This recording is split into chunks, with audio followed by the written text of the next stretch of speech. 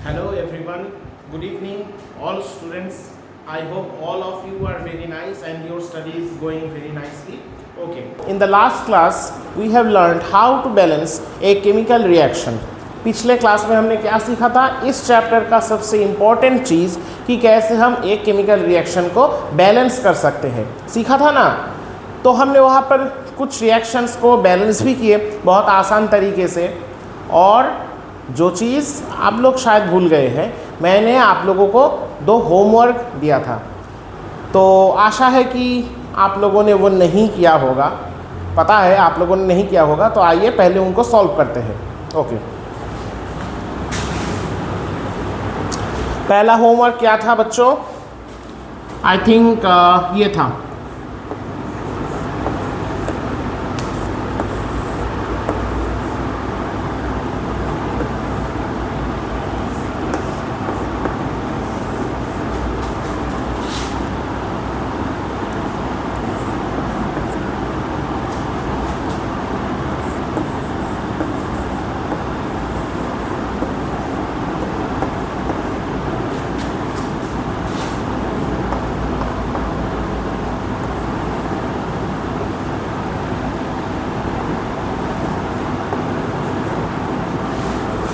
देखिए यही होमवर्क था शायद, पहला होमवर्क। ओके, अच्छा यहाँ देखिए, यहाँ पर क्या है?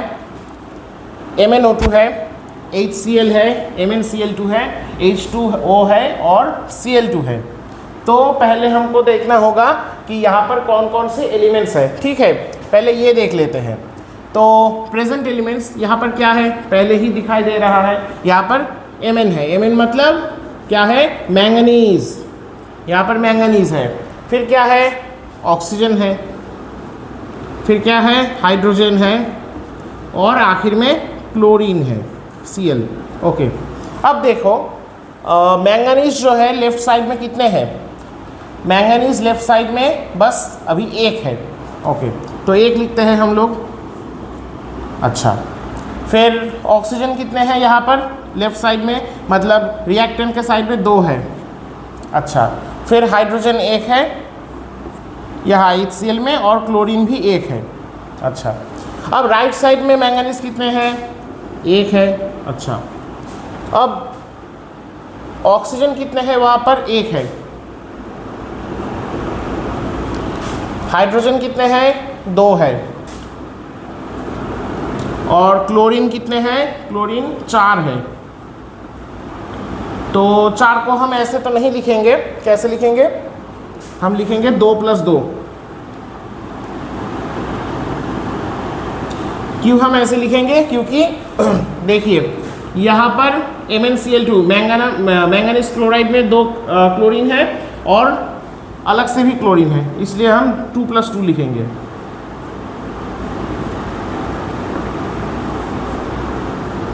ओके, मतलब 2 + 2 4 ही हुआ।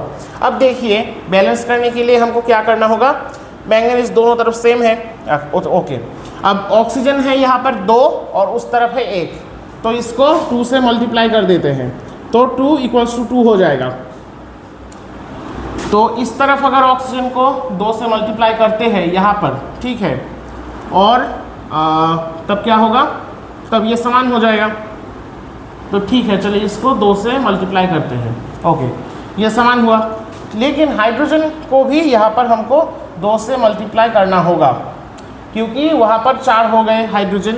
2H2, अगर 2 से H2O को हम गुणा करते हैं, मल्टीप्लाई करते हैं, तो hydrogen will be also 4, 2 × 2। Okay, but in the reactant side और in the left side hydrogen is only 1, so we have to multiply it by 4। 4 से मल्टीप्लाई करना होगा। अब 4 से मल्टीप्लाई करने पर देखिए क्या हुआ? क्लोरीन जो है वो भी 4 गुना बढ़ गया, हुआ कि नहीं? 4HCl, 4 से अगर हम गुणा करते हैं, मल्टीप्लाई करते हैं HCl को, तो हाइड्रोजन के साथ साथ क्लोरीन भी बढ़ जाएगा। दिखाई दे रहा है ना आपको, आप लोगों को? अच्छा, तो 4HCl, तो क्लोरीन भी 1 × 4 हो गया। अब देखिए उस तरफ कितने क्लोरीन थे? ये 2 थे, वहाँ पर 2 थे, मतलब ये 4 थे। अब देखिए मैच कर रहा है कि नहीं। मैंगनीज 1 1 है, ऑक्सीजन 2 2 है, लेफ्ट में भी 2, उस तरफ भी 2, हाइड्रोजन 4 है इस तरफ, उस तरफ भी 2 × 2 = 4 है। क्लोरीन 1 × 4 है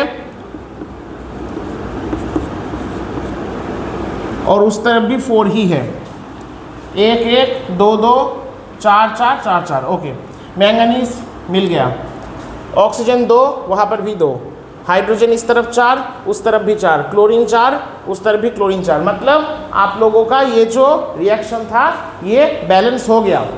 ठीक है, तो इसको थोड़ा कॉपी में उतार लीजिए कृपा करके। आप लोगों ने तो किया नहीं जितना कि मुझे लग रहा है। ठीक है, चलिए अब नेक्स्ट जो हमने होमवर्क पिछले क्लास में देखा था उसको अब सॉल्व करते हैं। ओके,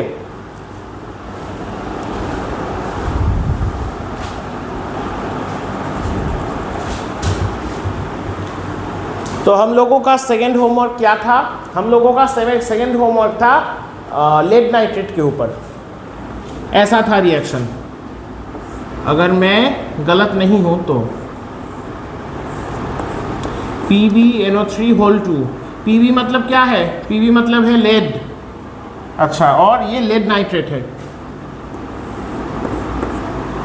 अच्छा, इस ट्रायंगल का मतलब क्या है बच्चों? मैंने बोला था इस ट्रायंगल का मतलब है कि इस रिएक्शन में हम लोगों को हीट देना पड़ रहा है। ठीक है, ट्रायंगल का मतलब है आग या हीट। अच्छा, क्या बना? लेड ऑक्साइड, PbO ही होगा क्योंकि लेड का भी वैलेंसी 2 ही है और ऑक्सीजन का भी 2 है, प्लस क्या बनेगा? NO2 बनेगा। NO2 गैस है। अच्छा, और क्या बनेगा? ऑक्सीजन बनेगा। ठीक है,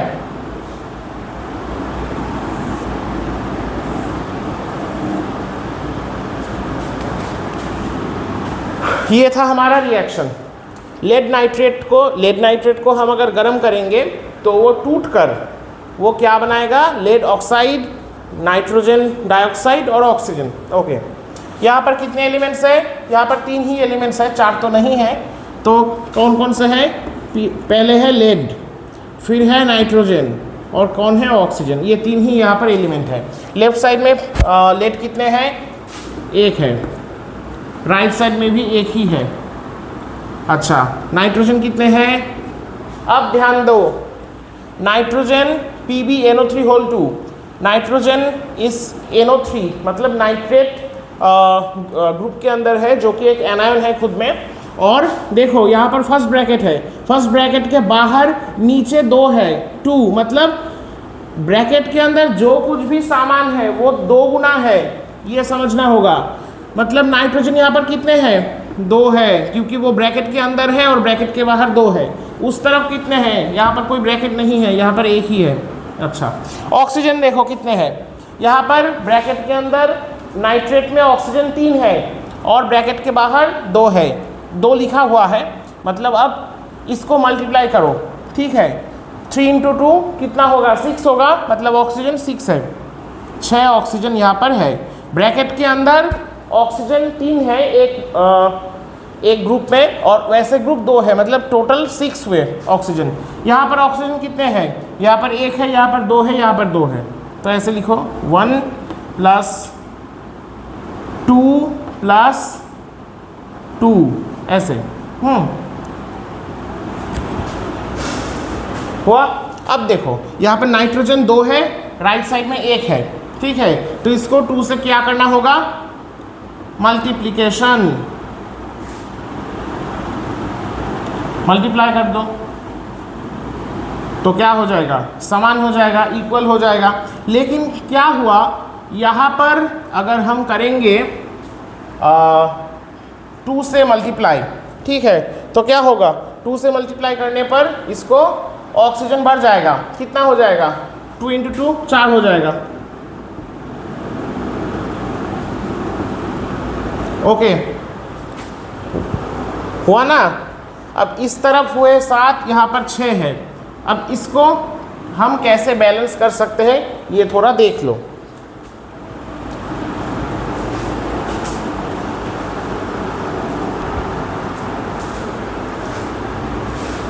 ये देखो हमने क्या किया, यहाँ पर कितने हुए ऑक्सीजन, 1 + 4 + 2। 4 को हम ऐसे लिख सकते हैं 2 × 2, क्योंकि यहाँ पर 2 था और हमने इसको 2 गुना कर दिया, मल्टीप्लाई कर दिया, ठीक है। तो 1 + 2 × 2 मतलब 4 + 2 कितने हुए, 7 हो गए टोटल। यहाँ पर 6 है, इस तरफ कम है, तो इस तरफ हम कैसे बढ़ा सकते हैं।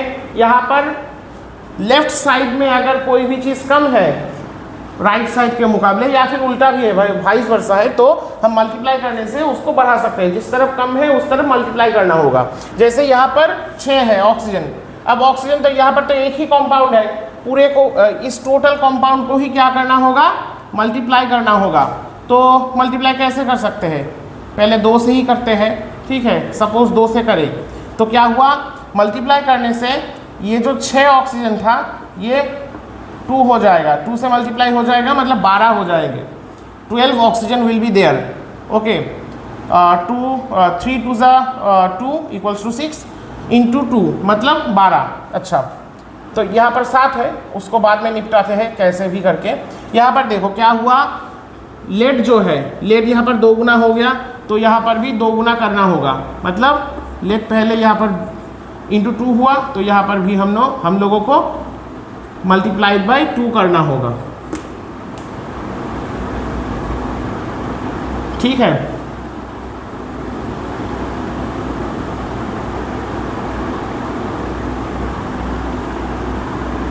ओके, अब देखो नाइट्रोजन का क्या हुआ, नाइट्रोजन यहाँ पर 2 था ही, 2 से मल्टीप्लाई हुआ,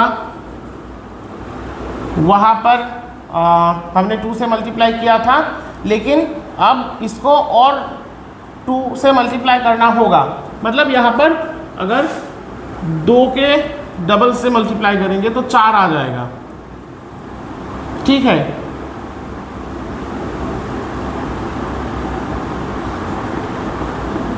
अब देखो समान हुआ, 2 × 2 = 4 एंड 1 × 4 = also 4। अब नाइट्रोजन भी इक्वल हो गया, लेड इक्वल है 2, यहाँ पर भी 2, यहाँ पर 4, यहाँ पर 4, ठीक है। अब देखो ऑक्सीजन का, देखो ऑक्सीजन कितना है, यहाँ पर 12 ऑक्सीजन है।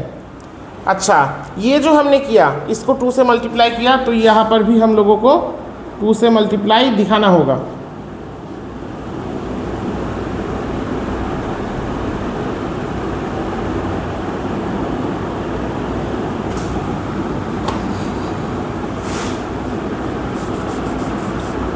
हालांकि ये जो रिएक्शन का बैलेंसिंग है ये वन ऑफ द टफेस्ट और बहुत हार्ड एक बैलेंसिंग है। आशा है कि तुम लोगों के एग्ज़ाम में ये नहीं आएगा, लेकिन आ भी सकता है, इसलिए कर लो। 1 × 2, अच्छा यहाँ पर हमने क्या किया था, पहले तो 2 था, 2 × 2 था, अब यहाँ पर 4 हो जाएगा।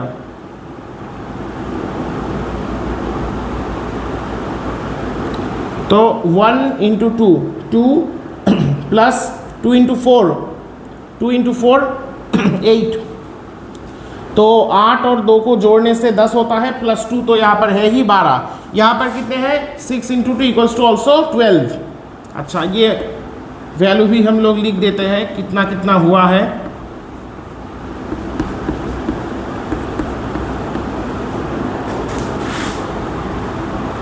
अब देखो बैलेंस हुआ कि नहीं, एक बार मिला लो, चेक कर लो।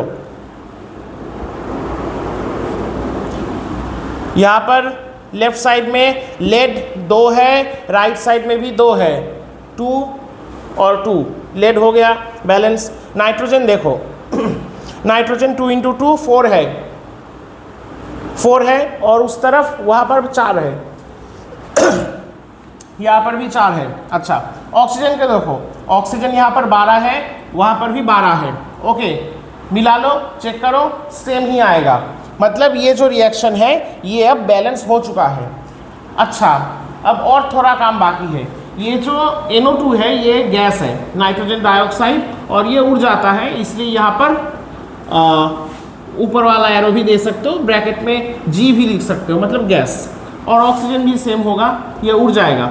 ओके, अब देखो ये जो रिएक्शन होता है ना, इस रिएक्शन में ये जो है लेड नाइट्रेट, ये कलरलेस क्रिस्टल है, कलरलेस। और लेड का जो ऑक्साइड है इसका कलर होता है येलो। क्या कलर होता है? येलो। और ये होता है एक ब्राउन गैस, ब्राउन फ्यूम होता है ये असल में ये। अच्छा, तो ये पूरा का पूरा रिएक्शन हुआ और वो भी बैलेंस्ड। इसको कॉपी में नोट डाउन कर लो।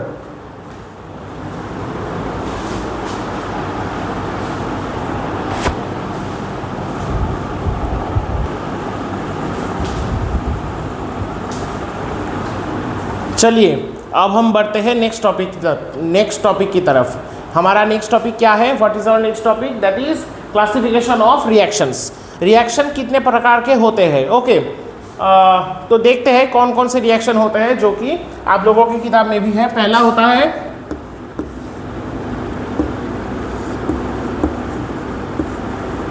Combination reaction. जब दोनों रिएक्टेंट एक दूसरे के साथ कॉम्बाइन कर जाते हैं और प्रोडक्ट को बनाते हैं, तब उसका कॉम्बिनेशन रिएक्शन बोलते हैं। अच्छा, एक ही प्रोडक्ट बनता है ज़्यादातर इन तरह के रिएक्शंस में। फिर नंबर 2 पे है उसका उल्टा, मतलब डीकम्पोजिशन रिएक्शन। आगे हम हर एक रिएक्शन के बारे में डिटेल से पढ़ेंगे। अच्छा, कॉम्बिनेशन में क्या होता है? कॉम्बिनेशन रिएक्शन में दो या उससे ज़्यादा रिएक्टेंट आपस में जुड़कर एक साथ कनेक्टेड होकर कॉम्बाइन करके एक सिंगल प्रोडक्ट बनाते हैं। ठीक है, जैसे प्रयागराज महाकुंभ में जो कि 2025 साल में हुआ था, कहाँ पर होता है? प्रयागराज में होता है। वहाँ पर क्या होता है? गंगा यमुना एक साथ मिलती है और एक सिंगल नदी बनाकर बह जाती है।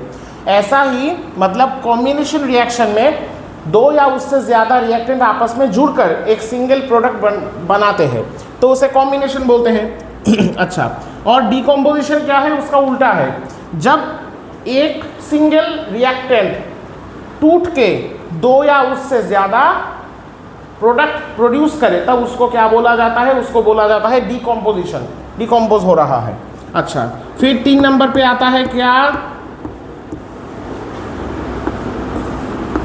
डिस्प्लेसमेंट। डिस्प्लेसमेंट रिएक्शन, जहां पर दोनों रिएक्टेंट रिएक्ट करते हैं आपस में और एक दूसरे के साथ अपना कुछ पार्ट वो डिस्प्लेस करके एक्सचेंज करते हैं। ओके, अच्छा, उसको डबल डिस्प्लेसमेंट बोला जाता है। डबल डिस्प्लेसमेंट, ये नॉर्मल जो डिस्प्लेसमेंट है यहाँ पर एक एक्सचेंज होता है एक जगह पर, और अगर 2 जगह पर हो यही एक्सचेंज, मतलब रिएक्टेंट्स के पार्ट्स का, तो उसको डबल डिस्प्लेसमेंट बोला जाता है।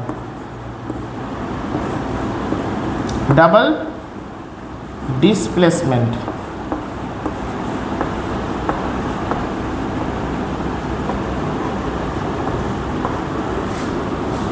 Okay, combination, decomposition, displacement, double displacement, और लास्ट एक आता है रेडॉक्स।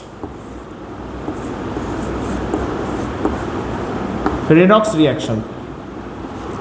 रेडॉक्स रिएक्शन मतलब क्या है? जिस रिएक्शन में एक तरफ ऑक्सीडेशन होता है, दूसरी तरफ रिडक्शन होता है। ऑक्सीडेशन क्या है? किसी भी कंपाउंड के साथ ऑक्सीजन का रिएक्शन होना, उसको हम क्या बोलते हैं? ऑक्सीडेशन। और रिडक्शन मतलब क्या है? जनरली कोई भी कंपाउंड के साथ या फिर कोई भी मतलब एलिमेंट के साथ हाइड्रोजन का रिएक्शन होना, उसको रिडक्शन बोला जाता है। हालांकि ऑक्सीजन और रिडक्शन बिना ऑक्सीजन और हाइड्रोजन के भी हो सकते हैं, लेकिन वो बहुत नेक्स्ट लेवल की बात है। वो आप लोग क्लास 11 में सीखेंगे। अच्छा, अभी तो फिलहाल ज़रूरी नहीं है। अभी ये नोट कर लीजिए अपने कॉपीज़ में कि कितने तरह के रिएक्शंस होते हैं।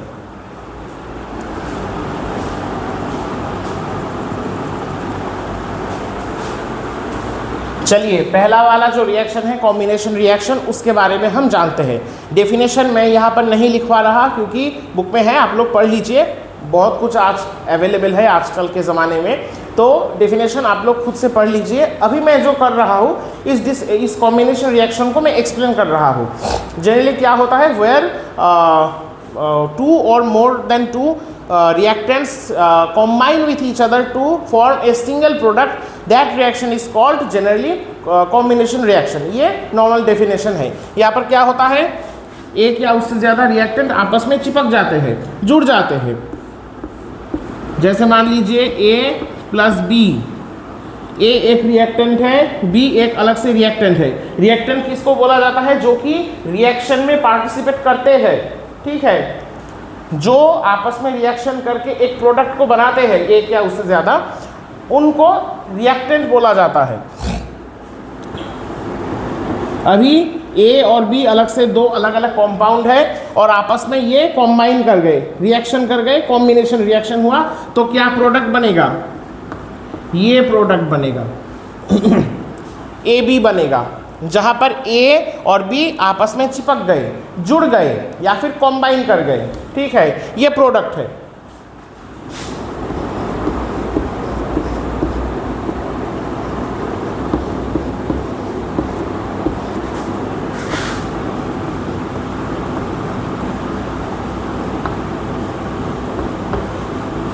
क्या हुआ देखिए, यहाँ पर जो रिएक्शन हुआ ना, कॉम्बिनेशन रिएक्शन का एक मतलब शर्त है, एक नहीं उससे ज़्यादा है, कि यहाँ पर रिएक्टेंट जो होंगे वो हर समय एक से ज़्यादा होंगे। सिंगल रिएक्टेंट से कभी भी कॉम्बिनेशन रिएक्शन बन नहीं सकता।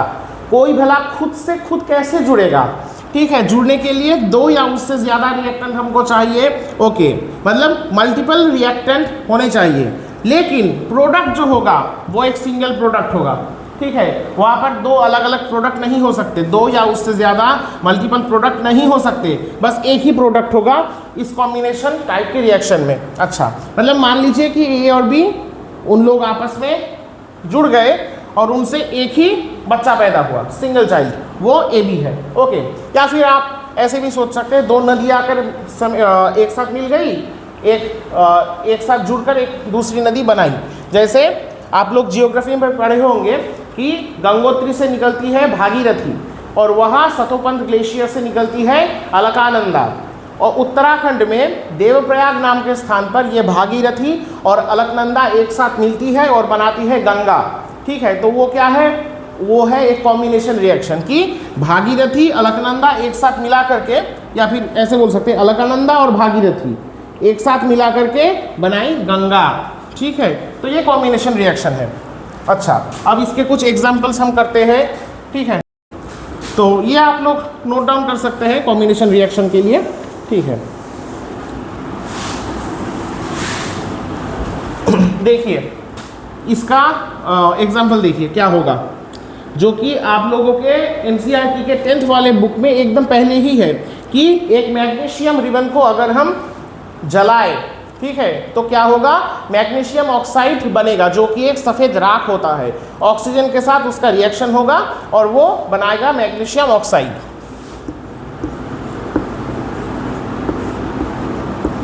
मैग्नीशियम सॉलिड है, मैग्नीशियम रिबन, ऑक्सीजन क्या है बच्चों, गैस है।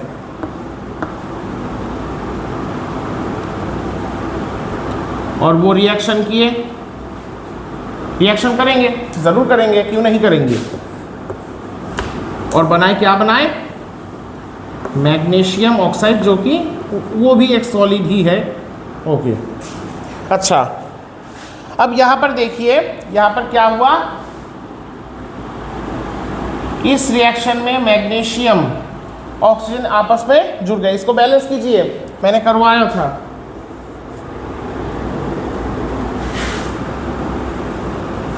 देखिए हो गया बैलेंस, बैलेंस कोई ज़्यादा कठिन बात नहीं है।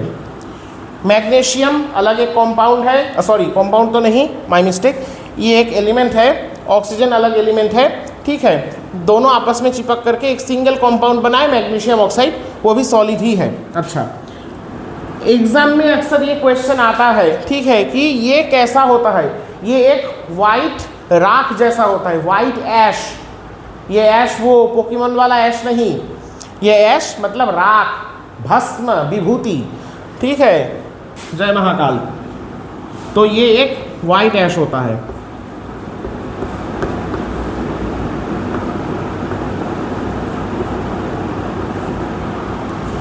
वाइट ऐश।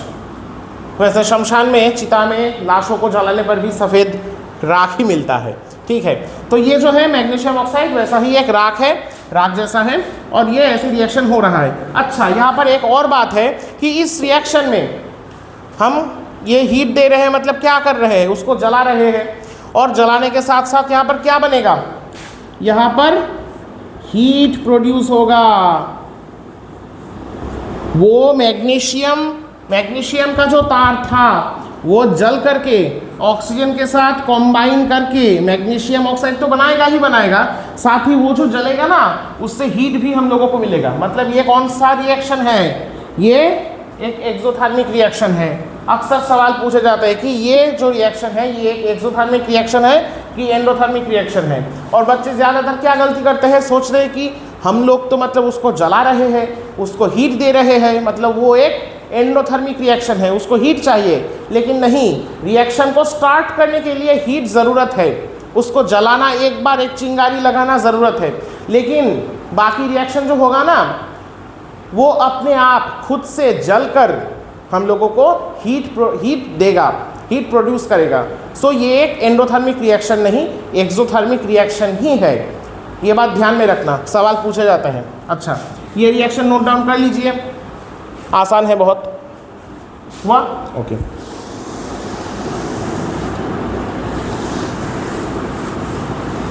अच्छा, यहाँ पर एक और बात, सिर्फ मैग्नीशियम ऑक्साइड ही नहीं, जितने तरह के फ्लेमेबल चीज़ है, ठीक है, जो कि बर्न होते हैं, कोई भी मतलब ऐसा फ्यूल हो या फिर कोई भी कुछ, कागज़, लकड़ी या फिर पेट्रोलियम, डीजल, वो सब जब ऑक्सीजन के साथ रिएक्शन करते हैं ना, मतलब जलते जब है, कॉम्बशन जब हो रहा है, बर्निंग जब हो रहा है, तब वो ऑक्सीजन के साथ ही कॉम्बिनेशन रिएक्शन करते हैं।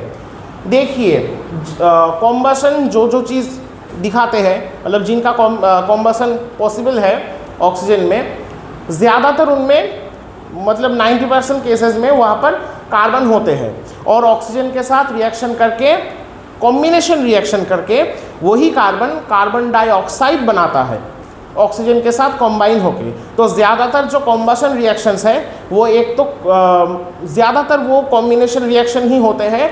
और हर समय ये बात कान खोलकर सुन लीजिए, हर एक कॉम्बशन रिएक्शन जहाँ पर कुछ जल रहा है वो एक्सोथर्मिक है, एंडोथर्मिक नहीं। ओके, अब देखिए नेक्स्ट जो हमारा रिएक्शन है वो भी इंटरेस्टिंग है। तो आप लोगों के घर में दादी या नानी है, आप लोग देखे होंगे कि आप लोगों के घर में दादा दादी, नाना नानी ये सब पान खाते हैं, और वो भी चूना कत्था लगा करके। तो वहाँ पर जो चूना होता है वो क्या होता है पता है, वो कैल्शियम होता है उसमें। वही देखिए कि चूना होता क्या है, देखिए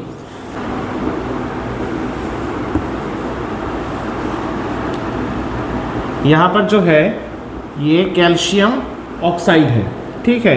कैल्शियम ऑक्साइड को हम लोग क्या बोलते हैं, कैल्शियम ऑक्साइड को हम क्विक लाइम भी बोलते हैं। अच्छा, इसका फॉर्मूला क्या है, इसका फॉर्मूला है CaO, ठीक है, कैपिटल O, Ca मतलब कैल्शियम और ऑक्सीजन एक साथ मिला करके कैल्शियम ऑक्साइड बनाते हैं। और ये क्या होता है, सॉलिड होता है, इसलिए इसमें अगर हम क्या डालें, पानी डालें या फिर पानी में इसको डालें तो पानी क्या है, लिक्विड है। अच्छा, फिर यहाँ से क्या प्रोड्यूस होगा, यहाँ से प्रोड्यूस होगा CaOH2। इसका मतलब है कैल्शियम हाइड्रोक्साइड। हमने सीखा था क्लास 9 में कि हाइड्रोक्सी ग्रुप को क्या बोला जाता है, मतलब लिखा जाता है OH ऐसा, ठीक है। हाइड्रोक्सी ग्रुप, इसका फॉर्मूला या सिंबल जो भी बोलो वो OH है। तो CaOH2 ये कैल्शियम हाइड्रोक्साइड है, ठीक है। और इसी के साथ क्या प्रोड्यूस होगा, हीट। ओके, ये जो रिएक्शन है ये रिएक्शन बहुत ही एक्सोथर्मिक है, मतलब बहुत सारा हीट यहाँ पर प्रोड्यूस होता है।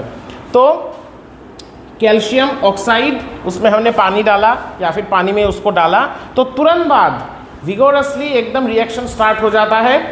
और इंस्टेंटली क्या बनता है, कैल्शियम हाइड्रोक्साइड बनता है, और साथ साथ बहुत सारा हीट भी बनता है। इतना हीट बनता है कि इतना हीट प्रोड्यूस होता है कि वो जो मतलब मिक्सचर जो है कैल्शियम ऑक्साइड और पानी का जिससे बन रहा है क्या, कैल्शियम हाइड्रोक्साइड, वो खोलने लगता है एकदम। ठीक है, तो इस रिएक्शन को इसलिए क्या बोला जाता है, एक्सोथर्मिक भी बोला जा सकता है। अच्छा, यहाँ पर एक सवाल है, हमने बोला था कि कॉम्बिनेशन रिएक्शन में दो चीज़ आपस में मिलकर एक सिंगल प्रोडक्ट को प्रोड्यूस करते हैं। ठीक है, लेकिन यहाँ पर आप लोगों का सवाल हो सकता है ऐसा कि CaO कैल्शियम ऑक्साइड और पानी एक साथ मिलकर तो दो प्रोडक्ट बना रहे हैं, एक है कैल्शियम हाइड्रोक्साइड और दूसरा है हीट। ऐसा तो आप लोग सोच ही सकते हैं, लेकिन नहीं, हीट एक एनर्जी है, ये कोई मास नहीं है, इसीलिए इसको हम प्रोडक्ट के रूप में नहीं सोचेंगे। ये कोई अलग से कोई प्रोडक्ट नहीं है, it's just a energy. Okay, so main हमारा एक ही प्रोडक्ट है जो है कैल्शियम हाइड्रोक्साइड। अच्छा, अब इसको क्या बोलते हैं हम, कैल्शियम ऑक्साइड को हम बोलते हैं बेटा क्विक लाइम। लाइम मतलब चूना।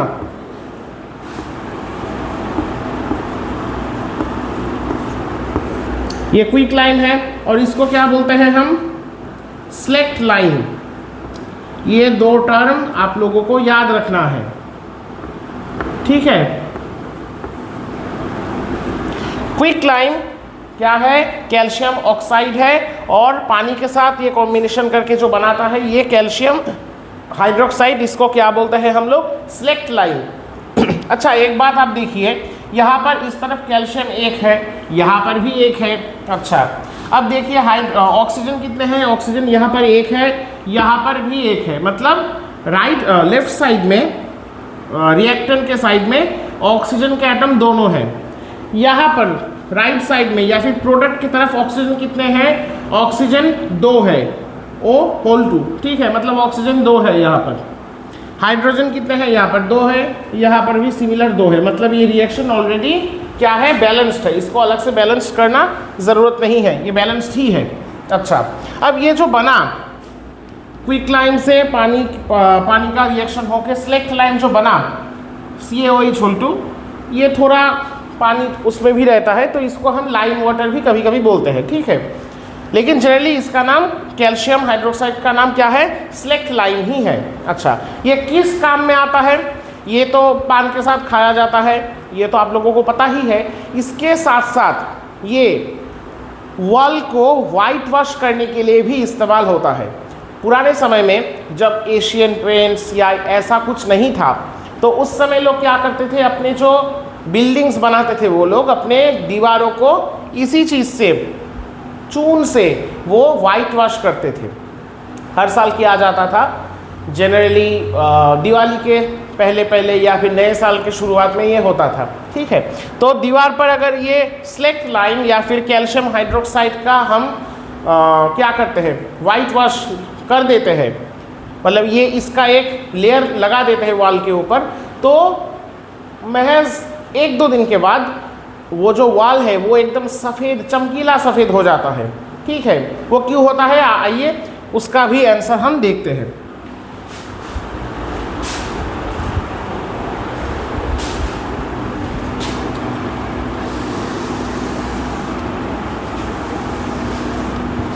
तो ये जो रिएक्शन हुआ, ये रिएक्शन एक कॉम्बिनेशन रिएक्शन का एग्जाम्पल है। ठीक है,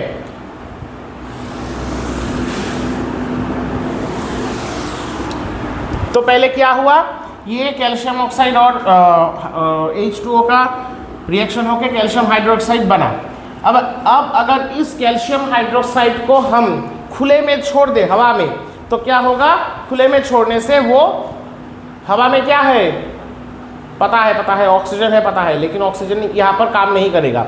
ऑक्सीजन और नाइट्रोजन नहीं, यहाँ पर रिएक्शन में एंटर करेगा कौन, कार्बन डाइऑक्साइड। हवा में, खुले हवा में कार्बन डाइऑक्साइड है, और यही कैल्शियम हाइड्रोक्साइड जब खुले में हम छोड़ दिए इसको, तो ये हवा के कार्बन डाइऑक्साइड के साथ रिएक्शन करके बनाता है कैल्शियम कार्बोनेट। देखिए रिएक्शन, देखिए ये था कैल्शियम हाइड्रोक्साइड। ठीक है, अच्छा, ये पहले वाला रिएक्शन है, उसके बाद ये होता है, ठीक है। आप लोग ये मत समझना कि ये रिएक्शन पहले होता है ये बाद में होता है, ऐसा नहीं।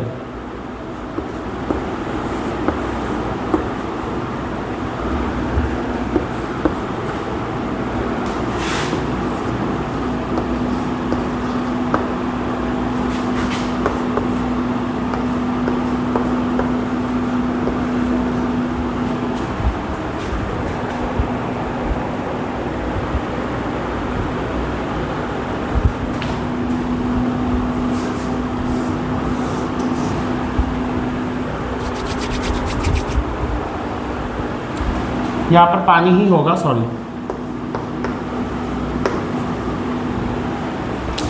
ये जो रिएक्शन है हम देख रहे हैं, यहाँ पर कैल्शियम हाइड्रोक्साइड कार्बन डाइऑक्साइड के साथ रिएक्शन करता है, ठीक है। और रिएक्शन करके क्या देता है? कैल्शियम कार्बोनेट और पानी, ठीक है। अब ये जो है ये एकदम दूध जैसा सफेद है, दूध सी सफेदी निरमा से आई। अच्छा, वो नहीं, ये कैल्शियम कार्बोनेट की सफेदगी है। अच्छा, तो देखिए कैल्शियम हाइड्रोक्साइड ये कार्बन डाइऑक्साइड के साथ रिएक्शन किया। अच्छा, ये क्या है बच्चों? ये सॉलिड है।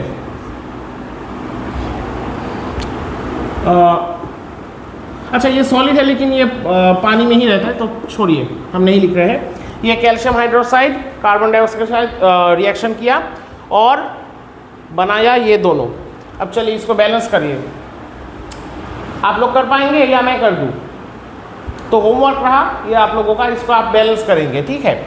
मैं अभी बैलेंस नहीं कर रहा, आप घर में ट्राई कर लीजिएगा। तो क्या होता है देखिए, ये कैल्शियम हाइड्रोक्साइड जो है ये उतना वाइट नहीं होता, ठीक है। लेकिन कार्बन डाइऑक्साइड के साथ जब इसका रिएक्शन होता है और रिएक्शन होने पर जो ये CaCO3 या फिर कैल्शियम कार्बोनेट जो बनाता है ये एकदम दूध जैसा सफ़ेद है, ठीक है। आप लोग ज़्यादातर देखे होंगे चून जो होता है, चूना मतलब पान के साथ खाने वाला, वो अक्सर सफ़ेद होता है। वो सफ़ेद क्यों होता है? उसमें मतलब रहता तो है कैल्शियम हाइड्रोक्साइड, लेकिन वो कार्बन डाइऑक्साइड के साथ रिएक्शन करके वो सफ़ेद दूध जैसा ये बना देता है कैल्शियम कार्बोनेट। इसीलिए चूना अगर खुला छोड़ दे हम तो आखिर में उसका कलर दूध जैसा सफ़ेद ही हो जाता है। अच्छा, ये जो कैल्शियम कार्बोनेट है ये मार्बल पत्थरों में भी होता है। मार्बल मतलब संगमरमर, जिससे ताजमहल बना है, शाहजहां ने बनवाया था। और आप लोग भी घर का फर्श जो है वो संगमरमर के पत्थरों से बनाते हैं, तो वो भी उसमें भी ये कैल्शियम कार्बोनेट ही रहता है और ये भी एकदम दूध जैसा सफ़ेद ही है, आप लोगों को पता भी है।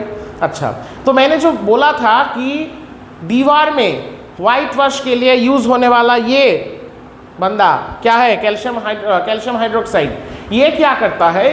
दीवार पे इसका लेयर चढ़ा के अगर हम 1-2 दिन उसको रहने दें तो हवा में जो कार्बन डाइऑक्साइड है उसके साथ वो उन दिनों में रिएक्शन कर लेता है। रिएक्शन करके क्या बनाता है? इस कैल्शियम कार्बोनेट का एक लेयर बना देता है और उसीलिए दीवार जो है एकदम सफ़ेद चमकता रहता है, ठीक है। इसका एक कोटिंग दीवार के ऊपर आ जाता है और इसीलिए दीवार चमकने लगते हैं। पुराने समय में महलों में यही यूज़ किया जाता था, राजघरानों में या हवेलियों में दीवार को सफ़ेद करने के लिए, ठीक है। तो ये कैल्शियम कार्बोनेट है। अच्छा, ये जो रिएक्शन है ये रिएक्शन एक और पहलू पे भी बहुत इम्पोर्टेंट है, क्योंकि ये रिएक्शन हम कार्बन डाइऑक्साइड के प्रेजेंस को दर्शाने के लिए भी यूज़ करते हैं। अगर कोई भी रिएक्शन हम करें और उससे अगर कार्बन डाइऑक्साइड निकले, ठीक है, तो वो गैस असल में ही कार्बन डाइऑक्साइड ही है कि नहीं है, इसको समझने के लिए, इसको जांचने के लिए हम इसी रिएक्शन का यूज़ करते हैं। ऐसे तो कार्बन डाइऑक्साइड कैसे निकलेगा? बबल्स बनाकर निकलेगा और उसका तो कोई स्वाद भी नहीं है, गंध भी नहीं है, स्मेल भी नहीं है और रंग रूप भी नहीं है। तो ऐसे तो हम समझ नहीं पाएंगे कि वो कार्बन डाइऑक्साइड है या फिर ऑक्सीजन है या नाइट्रोजन या फिर हाइड्रोजन है। तो तब क्या किया जाता है? वो जो बबल्स निकला उस गैस को कैल्शियम हाइड्रोक्साइड के सॉल्यूशन के अंदर से उसको पास करवाया जाता है। ये क्या है? Slaked lime. स्लेक्ट लाइन या लाइम वाटर के थ्रू उसको पास करवाया जाता है। और अगर वो लाइम वाटर तुरंत दूध जैसा सफ़ेद हो गया, मतलब क्या हुआ?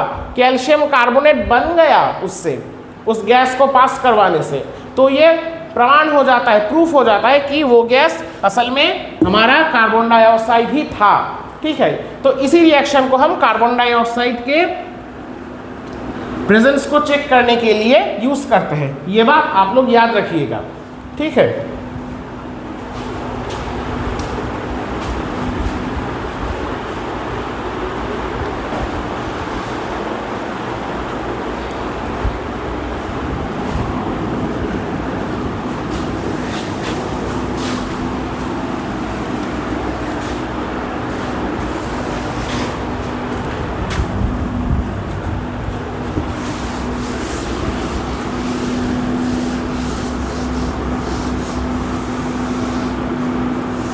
यही कैल्शियम कार्बोनेट संगमरमर में रहता है। इसीलिए जब ग्लोबल वार्मिंग और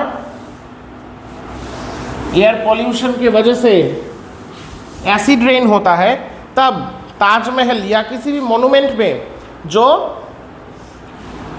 संगमरमर के पत्थर लगे हुए रहते हैं, जिसमें कि कैल्शियम कार्बोनेट रहते हैं, वो एसिड के द्वारा प्रभावित होकर वो मतलब उसका क्षरण होने लगता है, डीके हो जाते हैं वो। इसीलिए आप लोग देखेंगे कि ताजमहल पहले जैसा चमकता था एकदम वाइट, अब वैसा नहीं रहा, क्योंकि एयर पोल्यूशन की वजह से क्या होता है, बादल से पानी के साथ साथ कुछ एसिड भी टपकते हैं, उससे संगमरमर के पत्थरों को हानि पहुंचती है। ठीक है, अच्छा, अब हम लोग क्या करेंगे, चलिए कुछ न्यूमेरिकल सॉल्व करते हैं। तो चलिए ट्राई करते हैं, अगर आए तो भी अच्छा, ना आए तो भी अच्छा।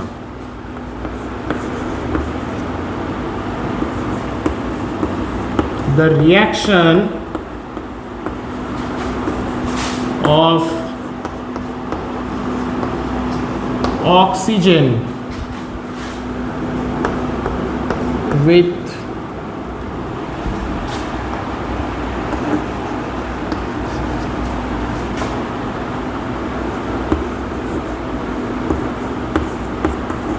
any substance or element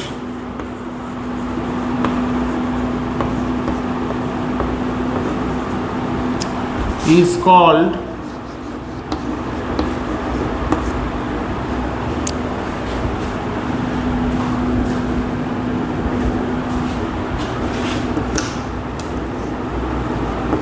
देखिए ऑप्शन देखिए,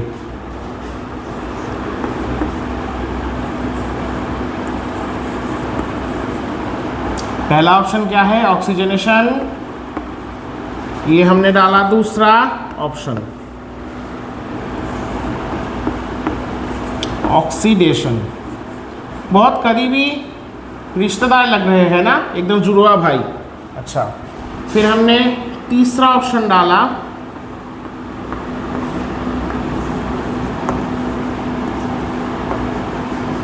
कॉम्बशन। कॉम्बशन का मतलब क्या है, जलना। जैसे मैंने बोला था, जब भी कोई चीज़ जलता है तो उसके साथ क्या होता है, ऑक्सीजन ही जुड़ता है। अच्छा, और चौथा ऑप्शन है ओजोनोलाइसिस। चलिए बोलिए, जल्दी बोलिए, फटाफट कीजिए, टाइम निकल रहा है। जब कोई रिएक्शन, जब कोई भी एलिमेंट या फिर सब्सटेंस के साथ ऑक्सीजन का रिएक्शन होता है, तब हम उस रिएक्शन को क्या बोलते हैं?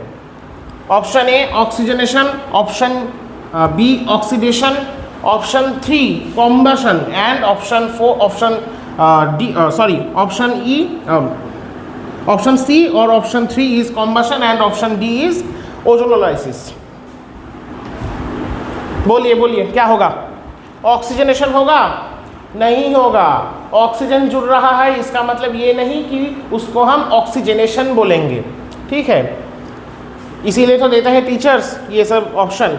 और ये क्या है, कॉम्बशन। कॉम्बशन मतलब जलना। मैंने आप लोगों को बोला था कि जब भी कोई चीज़ जल रहा है तो सोच लीजिए, मान लीजिए, जान लीजिए कि उसके साथ ऑक्सीजन का ही रिएक्शन हो रहा है, ऑक्सीजन उसके साथ कॉम्बाइन हो रहा है। ये सही है, लेकिन कॉम्बशन के अलावा भी बहुत सारे ऐसे रिएक्शन होते हैं जिनमें ऑक्सीजन पार्टिसिपेट करते हैं और वही ऑक्सीजन एलिमेंट या सब्सटेंस के साथ रिएक्शन करता है विदाउट एनी कॉम्बशन। ऐसे भी बहुत सारे रिएक्शन हैं।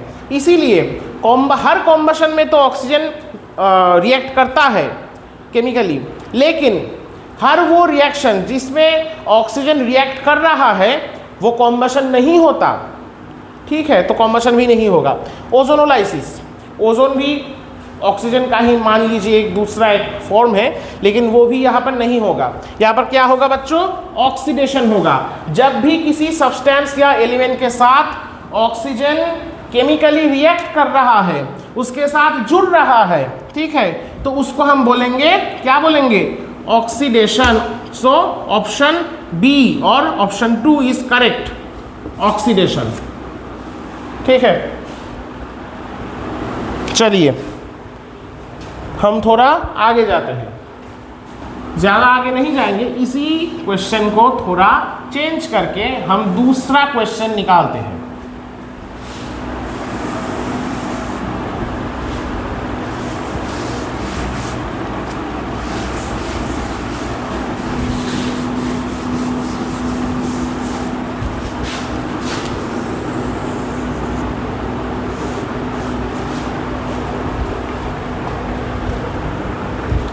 द रिएक्शन ऑफ ऑक्सीजन हमने सीखा, अब सीखेंगे हाइड्रोजन। ये सवाल जो मैं करवा रहा हूँ बहुत ही इंपॉर्टेंट है, आप लोगों के किसी भी एग्जाम में आ सकते हैं, तो कर लीजिए। अच्छा, यहाँ पर क्या होगा कि the reaction of hydrogen with any substance और element is called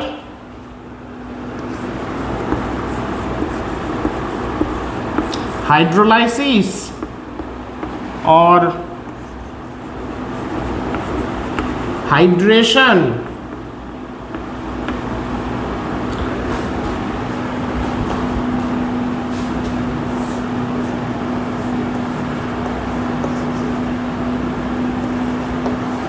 otherwise reduction, and the fourth option is none of these। बोलिए कौन सा होगा। जब हाइड्रोजन किसी भी एलिमेंट या फिर सब्सटेंस के साथ रिएक्शन करता है तो हम उसको क्या बोलते हैं, hydrolysis, hydration, reduction and none of this. क्या होगा सोचिए, हाइड्रोलाइसिस होगा, हाइड्रोलाइसिस नहीं होगा, हाइड्रोलाइसिस इसको नहीं बोलते, हाइड्रेशन भी नहीं बोलते। हाइड्रेशन मतलब किसी को मतलब वेट करना, ठीक है, उसमें थोड़ा पानी डाल के या ऐसा कुछ करके। रिडक्शन होगा। ऑक्सीडेशन मतलब ऑक्सीजन का रिएक्शन होना और रिडक्शन मतलब हाइड्रोजन का रिएक्शन होना। हालांकि रिडक्शन और भी तरीके से हो सकता है हाइड्रोजन के अलावा भी, लेकिन जब भी हाइड्रोजन जुड़ रहा है केमिकली, कॉम्बाइन कर रहा है किसी भी एलिमेंट के साथ या कंपाउंड के साथ, आप समझ लीजिए उस रिएक्शन को रिडक्शन बोला जाएगा। सो ऑक्सीडेशन उसका उल्टा क्या है, रिडक्शन।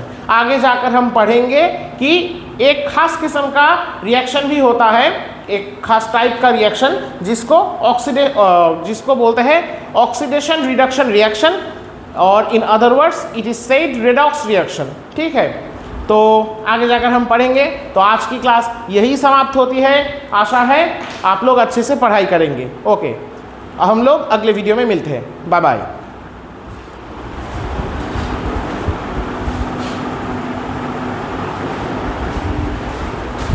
सॉरी, मैंने इस पर टिक मार्क देना भूल गया था। सॉरी, यहाँ पर टिक मार्क दे दीजिए, ये रिडक्शन ही होगा।